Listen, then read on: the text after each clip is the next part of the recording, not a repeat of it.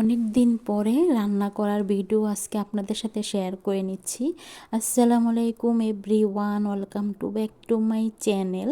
দূরে কাছে যে যেখান থেকে আমার ভিডিওটা দেখছেন, আশা করি আল্লাহর রহমতে সবাই ভালো আছেন।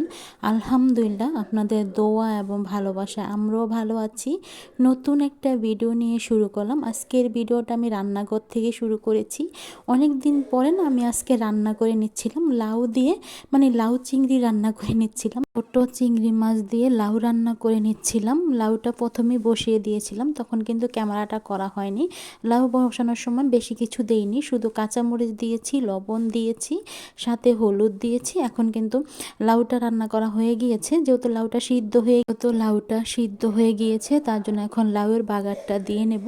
আর যেহেতু বাগারটা দিয়ে নিয়েছিলাম অফ ক্যামেরায়, পেঁয়াজ দিয়েছি, তারপরে কিন্তু টমেটো দিয়েছিলাম, অফ ক্যামেরায় করেছি, তখন আর ক্যামেরা করা হয়নি। এখন কিন্তু ছোট মাছ হাতে মেখে রান্না বসিয়ে দিয়েছি।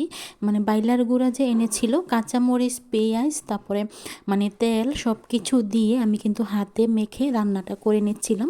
কাছে না ছোট মাছ হাতে মেখে রান্না করে খেতে ভালো লাগে, যদি বেশি করে পেঁয়াজ তারপরে কাঁচামরিচ সব কিছু দিয়ে মেখে রান্না করা হয়। তার জন্য বললাম, দেখুন ঢাকনাটা উঠিয়ে নিয়েছি, দেখুন কতটা বাষ্প উঠেছে।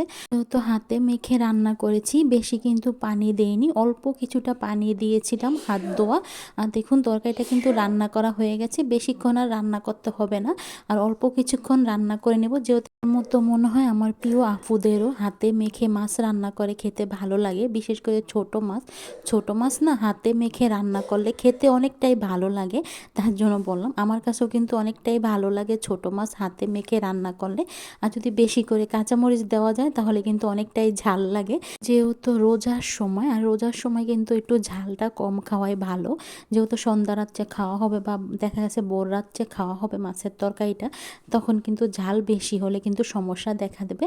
আর দেখুন আমি এখন ডাইনিং টেবিলের কাছে চলে আসছি, তখন কিন্তু লাউয়ের তরকারিটা কিন্তু আমি দেখাতে ভুলে গিয়েছিলাম, আর এখন কিন্তু দেখিয়ে দিছি। দেখুন লাউয়ের তরকারির কালারটা দেখুন, কালারটা দেখলেই বুঝতে পারবেন কালারটা কীরকম এসেছে।